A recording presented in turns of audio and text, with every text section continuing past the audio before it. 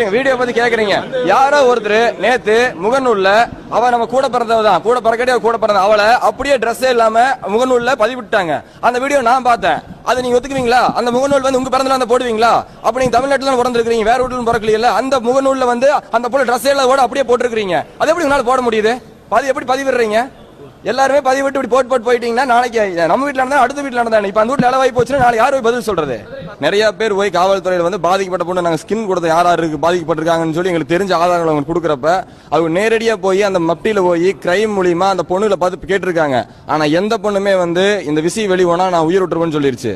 அப்ப என்ன தோணுது, நம்ம பொண்ணு வந்து உயிரை விட மானதான் முக்கியம் நினைக்கிறாங்க. அப்படிங்கும்போது நீங்க கண்டிப்பா ஒத்துழைக்கணும். இப்ப வந்து அரசியல் செய்யணும்னு சொல்லி இதை பண்றாங்க. எங்களுக்கு வந்து சட்டமன்ற உறுப்பினர் வந்து அதிமுக, திமுக யாராச்சும் வந்து சட்டமன்ற உறுப்பினர் அதெல்லாம் அவங்க தான் போய் நாடி இருப்போம். வேற யாரையும் நாங்க நாடி இருக்க மாட்டோம். இங்க எங்க கூட இருக்கிற எல்லாமே வந்து எல்லா கட்சி சார்ந்தவங்க இருக்கிறாங்க. நாங்க ஒரு யூனிட்டியா பசங்க எல்லாம் சேர்ந்து இந்த மாதிரி நடந்து போச்சு. அங்க போய் பாக்குறப்ப நாங்களும் வந்து அதுல வீடியோ இருக்கிறப்ப நாங்களும் மிரண்டு போயிட்டோம். நாங்க வந்து ஸ்டேஷன்ல சரண்டர் பண்றோம்.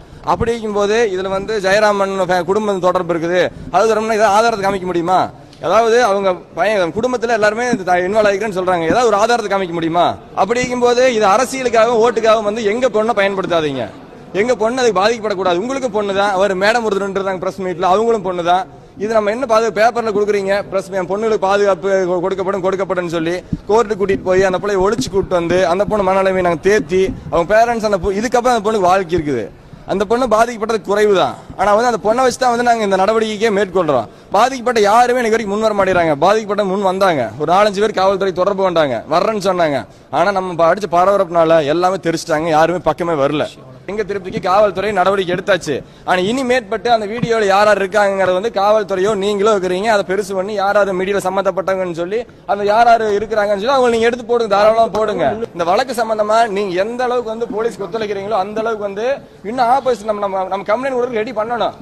நம்ம சைடு கம்ப்ளைண்ட் கொடுத்த வரைக்கும் பாத்தீங்கன்னா ஓரளவு தான் இருக்குது. ஆனா வந்து குற்றவாளி வந்து கடுமையா தண்டிக்கப்படக்கூடிய அளவுக்கு அதுல அவனுக்கு சாதகமா தான் இருக்குது.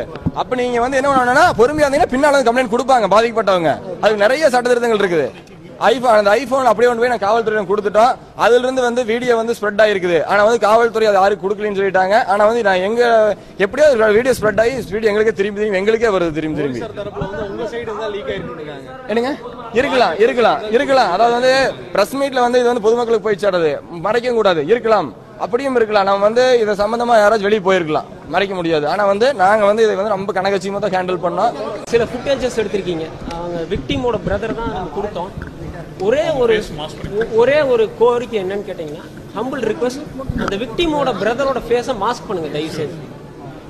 நம்ம ஏன் இந்த அளவுக்கு வர வேண்டியது இருக்குன்னா, சோசியல் மீடியா அவுட்ரேஜ், தேவையில்லாத ரூமர்ஸ், அதை கண்ட்ரோல் பண்றதுக்காக தான் நம்ம வந்து டைரக்டா வர வேண்டிய கட்டாயத்துக்கு நீங்க தள்ளியிருக்கீங்க.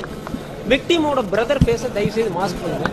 நாங்க இப்ப கலெக்டர் சந்திச்சதோட நோக்கம் என்னன்னா, பாதிக்கப்பட்ட பெண் சார்பா, அதாவது பொள்ளாச்சி காவல் நிலையத்துல நாங்க கொடுத்த வழக்குக்கு விக்டிம் இருக்காங்க இல்லைங்களா, அவங்களுடைய சார்பா நாங்க ஒரு பெட்டிஷன் கொடுத்துருக்கோம்.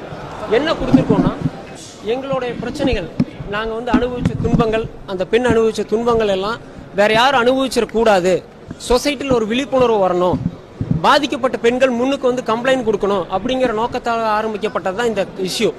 என் பேர் வந்து அட்வொகேட் கோபாலகிருஷ்ணன். நான் பாதிக்கப்பட்ட நபருக்காக சொல்றேன். நான் பெட்டிஷன் என்ன கொடுத்தோங்கிறது விளக்க சொல்லியிருக்கேன். இந்த விக்டிம் சார்பா நாங்கள் ஒரு கம்ப்ளைண்ட் கொடுத்தோம். போலீஸ் அதில் ஆக்ஷன் எடுத்தாங்க. ஒரு 3 அக்யூஸ்ட் அரெஸ்ட் பண்ணியிருக்காங்க. ஒரு அக்யூஸ்ட 1 வீக் கழிச்சு அரெஸ்ட் பண்ணாங்க. They are in judicial custody. இப்போ வந்து குண்டாஸ்ல இருக்காங்க. இப்போ என்னன்னா, சில நாள் ஒரு 2 நாளா தேவையில்லாம ஒரு 10 நாளா அமைதியா இருந்த ஒரு விஷயம் இந்த 2 நாளா பரபரப்பாயிருக்கு மீடியால. அது காரணம் வந்து ஒரு குறிப்பிட்ட ஒரு பத்திரிகையினுடைய ஆன்லைனுடைய செய்தியில பாதிக்கப்பட்ட அரெஸ்ட் பண்ண நபர்கள் ஜாமீன்ல வெளியே போயிட்டு தான் சொல்லி ஒரு பொய்யான செய்தி போட போய் தான் இது இவ்வளவு பிரச்சனைக்கும் கலாபாரத்துக்கும் வந்திருக்கு. நாங்க என்ன கேட்கிறோம்னா, நாங்க கொடுத்திருக்கிற கம்ப்ளைண்ட்ல police has been taken action, they has been remanded in the judicial custody. நாங்க இன்னும் சில கோரிக்கைகள்லாம் டிபார்ட்மெண்ட்ல சொல்லியிருக்கோம். அது எல்லாத்தையுமே பிரஸ்ல சொல்லியிருந்தா, பிரஸ்ல சொன்னோம்னா அக்யூஸ்டுக்கு ஃபேவரா போயிடும். நாங்க என்ன சொல்லியிருக்கோங்கிறத நாங்க வந்து எஸ்பி சந்திச்சு சொல்லியிருக்கோம், கலெக்டர் சந்திச்சு சொல்லியிருக்கோம். நடவடிக்கை எடுக்க சொல்லி யாரு கேட்கறாங்க அப்படிங்கறதா இப்ப விஷயம்.